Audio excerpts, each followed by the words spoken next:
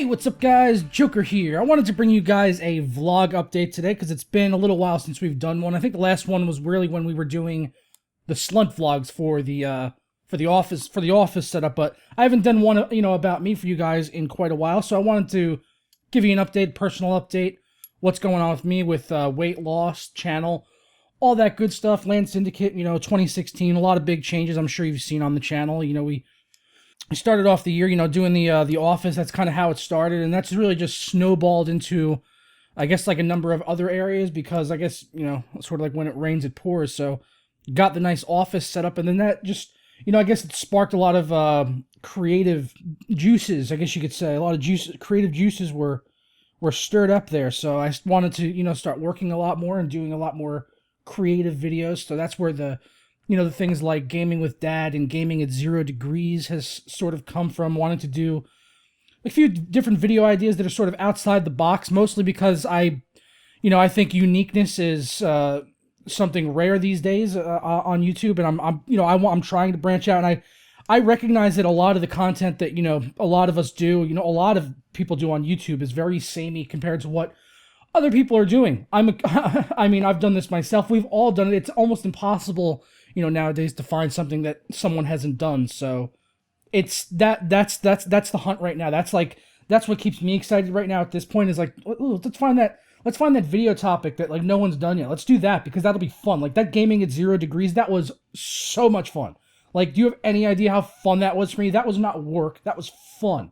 Like I got to do so much. I got to game. Like I got to play with a new camera. I got a new camera for the channel. I know you guys have seen the upgrade in the quality. We've got 4K quality now. I picked up the Lumix G7 from Panasonic on recommendation from Dimitri over at Hardware Canucks, who picked this up as he had mentioned he was picking it up as his B camera to use along with his GH4, which is really like, GH4 is like the big brother to this. It's like the professional version of this, although that's a DSLR. This is a mirrorless. I'm pretty sure. I don't think I'm wrong about that. If I am, just whatever, bitch slap me in the comments. But yeah, this is a mirrorless, and this thing is just an absolute beast. I mean, it does 4K, so it has those obvious pluses. But other than that, it also does, just the assistance on the camera alone. And I don't mean assistance as far as, noobifying everything and making it like, just complete like fucking training wheels, like, for kids on YouTube. But it has a lot of really nice features for videographers, I guess you could say. There's a lot of features on here that are on the GH4 as well. There are a few things that are missing from the GH4 here, but not much. And the amount that it's missing is almost, you have to sit there and question as to whether it's even worth spending the extra money for the GH4. At least right now for me anyway. The GH4 is up around like $1,500 to $2,000. I picked this up for about $500, which is the same price that I paid for my Canon T5i, the one I'm filming on right now.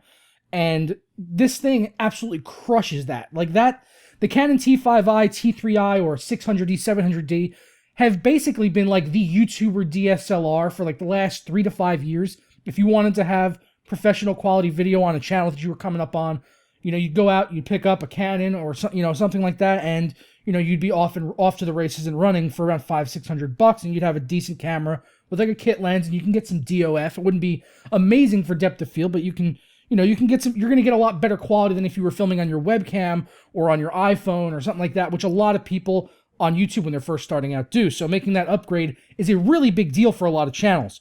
But in 2016, and I'm actually getting ready to make a video on this right now, is don't go the Canon route, please. Like, at least right now, like Canon doesn't have anything at this level that can compete for 4K. So it's really all about Panasonic. Now, it is micro four thirds, which is different from what Canon uses, meaning your lens options are going to be a lot more limited here on the Lumix G7. And I'm sorry if I'm going completely nerdy on cameras here, but if you don't like it, you can just skip ahead. And if you guys want to see a dedicated video on the Lumix G7 and stuff, like, well, I mentioned I was going to do that, so I'm probably going to be doing it anyway, but you guys can let me know in the comments below how you feel about seeing some camera videos in the future, because I love my, my work right now with cameras, so that's why I like talking about it, so I want to do some videos about them. But this thing, compared to the Canon, is just a beast. So if you are a YouTuber and you're looking at picking up a camera right now in 2016, I think this is the main contender to look at. I mean, Brian from Bad Seed Tech just picked one up as well. And Brian from TGW, Tech Yes City Brian, just bought one after he got his Sony camcorder, and he wasn't too happy with that thing and the amount of options that he had for doing video work. He exchanged that, and he just ordered the G7 along with a 25mm prime lens. Right now, I just have the kit lens on here. So these last few videos you've been watching from me have been exclusively shot on the kit lens that comes along with the body of this camera, which is notoriously, kit lenses are not good. And this kit lens, I mean, for all intents and purposes, professional work, it's really not good, but the quality is good. The image quality is very good.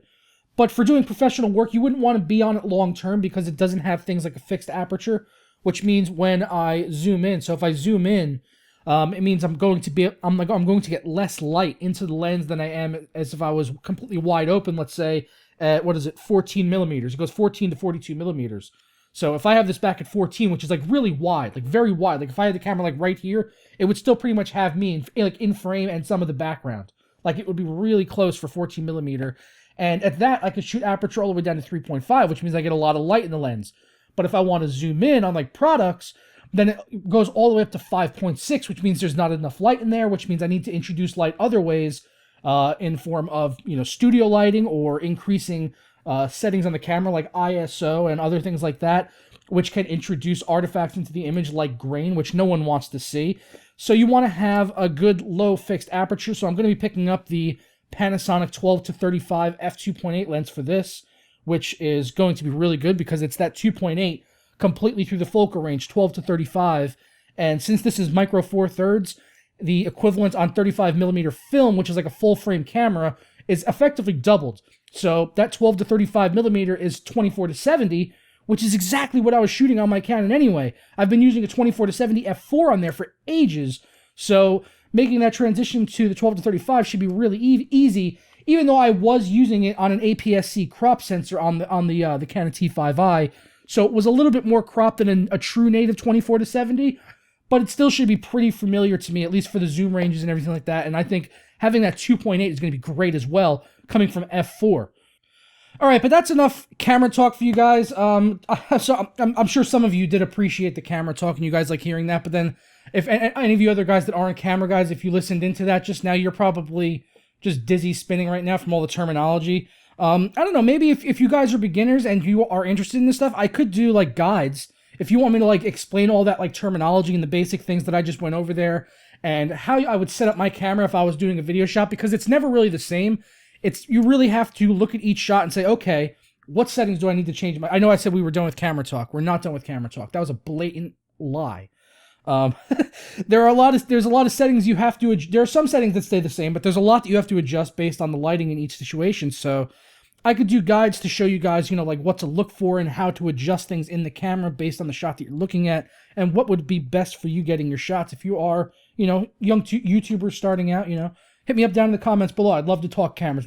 As you can tell, I'm passionate about, probably just as passionate about cameras and lenses as I am about gaming and PC hardware right now at this point. So if that's stuff you guys want to hear about more of, yeah, we're going to move on now from camera stuff. I promise. This is the final word on the cameras. Cameras. Bokeh!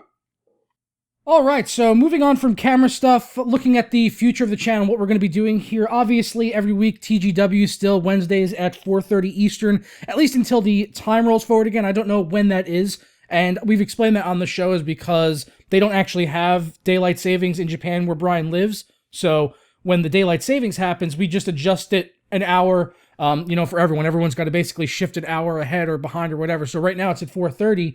Before we were doing it at 5:30, so whenever the next time the clocks roll forward, I guess it would be, we're going to be moving the show to 5:30, so that'll be happening at some point in the future. I don't know exactly when that is. Maybe you can let me know in the comments below when daylight savings is, so we could start planning for that and let people know on the show. But yeah, so that'll be a little change there when that comes up. But other than that, content-wise, I'm working on something this weekend for the Logitech G920. I'm going to do a video showing you guys how to get it all set up with American Truck Simulator, because there is some doing to it, being that it is a trucking game. It doesn't use a standard 6-shifter gearbox like a standard car would, a 5 or 6 gearbox shifter. It's a little bit different, and there's some configuring it when you first set it up in Windows, as well as when you go inside American Truck Simulator. So I'm going to be shooting a really hot video for you guys. Obviously, 4K. I'm going to get some nice shots, and I'm thinking about maybe getting some sound effects and music and stuff like that to fit in with the trucker theme, and maybe do like a little skit. I'm trying to locate a trucker hat. I'm trying to work in a trucker hat into this somewhere, and a southern trucker accent. So you get the idea of where this is going. But I want to work that in. I've got the G920 here. I was streaming last night with my dad on it. This thing is awesome. It's so cool. Like, this is like one of the best pieces of tech I've ever gotten into the channel to review or to look at for you guys or do a video on. I don't know. I'm not going to sure if I'm going to do a full review, but we're doing the guide anyway for American Truck Simulator. And I'm probably going to do videos around Oculus Rift as well with the steering wheel once that comes out. That's something I'm planning to do because I do have the Oculus pre-ordered, so hopefully we'll get one of those at the end of March if I get it on the first wave. I don't know if I am, but we'll see. So that'll be fun to do with the G920. Also, this one I know you guys are going to be really excited for. New monitor. Oh yes, it's on its way. I don't know if it's coming today or on Monday. It was sent two-day delivery on Thursday. So it could be here today, but FedEx says Monday, so I don't have my hopes up for today, but I was really hoping for a Saturday delivery. FedEx, please, FedEx, please, please. Oh, what's the monitor? What's the monitor, by the way? It's the Acer XB271HK, which is kind of like the 4K version of my current monitor. You've seen the new Predators that have the stands with like the red feet. Well, they've got like a 1440 one, and they've got a 4K one, which is like an upgrade to Brian's, but it's IPS. It's kind of like mine, but 4K. So it's 4K, it's 60 hertz, it's IPS, it's G-Sync. It's got that, the Acer Predator gaming stand and all that. So it's pretty much the duck's nuts of 4K gaming monitors that have just released. Obviously, Asus has their contender as well. What is it? The PG297Q, I think it is. I don't know. I get the numbers mixed up with them. There's so many. But they're basically that. Basically, Acer's new big boy 4K gaming monitor on the block I've got on the way. So we're going to be looking at that on the channel. I'm going to be comparing it directly to my Acer right here and doing content around that on 4K and making that transition over to 4K with my system. As well, obviously looking forward to Pascal with that too, because Pascal is going to be really necessary for that 4K upgrade, isn't it?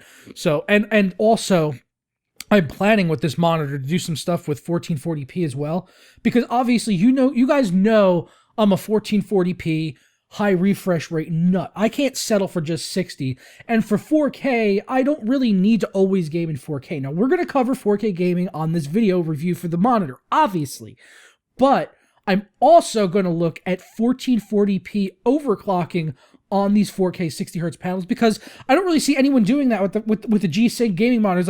It's like, oh, do you want 1440p 144 hertz or 4K 60 hertz? It's like, oh, I don't know. It's a really big question. So if by some, like, I don't know, I'm hoping here, man. Like, I'm praying to the gaming gods. Like, Gaben, please bless us with a beautiful panel. Because if I could get this monitor and do like 60 hertz at 4K and then bop it down to 1440 and get it to even like 80, 90 hertz, I'd be golden, man. I'd be golden. I'd be laughing. I would set it up so that I would have 4K at my desktop all day for, all that stuff. And maybe if I was playing certain games where 4K was ideal and it wasn't completely like melting on my brain to play it at, at 60 FPS, like a first person shooter or something, then that'll be fine. And then maybe for those other games where I do want that high refresh rate, I could switch it over to 1440p, because looking at them side by side, it's really not like, it's not like 4K is not going to like, I don't know how to explain it. I don't need it. I don't like need it for gaming. I need it for desktop stuff, or, just having more screen real estate. Man, we are rambling. This really is a vlog, isn't it? You must really like me if you're watching still. I like you too. Cool. But yeah, man, that monitor is going to be fucking sweet, dude. I can't wait to get that in. So, next update before we get out of here, weight loss. Everyone's always asking about weight loss on the channel. Obviously, we always get the random people that just stop by that don't know me, and they just see me the way I am right now, and they're just like, fat fuck, and I'm just like, I've gotten so used to it. Also, we have I have like a whitelist on my channel. You can have whitelists for your channels for words. The only word I have flagged on my channel, by the way, is fat. So if by some chance you ever use the word fat, even if you're not trying to be mean, which most of the time it's people being mean, but sometimes people are just like, more angry fat guy videos, which is like, that's understandable. That's like, I was like, oh man, I didn't foresee that coming, but the word comes up so much in hateful comments that I just have to keep it whitelisted because YouTube doesn't pick it up. So sometimes those comments that are like, hey, more angry fat guy videos, those don't really get through. So that's that. But weight loss. So I updated you guys, I think it was around like November, December, where I had lost 100 pounds total after my surgery. And I'll tell you right now, I'm going to be 100% honest. That is still the case. I'm still down 100 pounds. But that's it. I'm still down exactly 100 pounds. Ever since November, I've done what my doctor has called he calls it a stall. It's a stall. I'm not losing any more weight. He's like, yeah, this happens with everyone after surgery. You know, your body, your metabolism levels out, and then you stall, and you just you don't gain weight, but you don't lose weight either for a little while, and it's okay. No, I just got lazy, and I didn't like go crazy like binging on junk food, but I haven't been as active as I was because I've been really active on the channel, which is not a good excuse. It's really not a good excuse. But the plus side to me is I haven't gained any weight because I weighed myself today, and I was worried about it. I wasn't sure if I had gained weight or lost weight, and I put myself on the scale, and it was exactly still 100 pounds lost, and I was like, that's good. That's a weight off my mind, and that was actually a really good motivator to get myself started because I've been building up for the last 2 weeks. I've been procrastinating, like, oh, tomorrow I'm going to do it, because I want to just get out there and I want to shed like 30 to 50 pounds before Land Syndicate because I'm going to be traveling. I want to be lighter on my feet when I'm moving around and traveling, so that's going to come up. And if you guys want to see me do more vlogs centered around my Rocky-esque transformation and to try to lose 30 to 50 pounds for Land Syndicate, let me know. We can, I don't know, maybe we can do some like Rocky montages on the Asbury Park Boardwalk. Something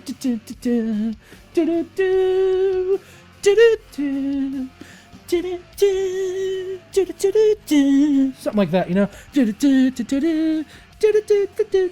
Adrian! Yeah!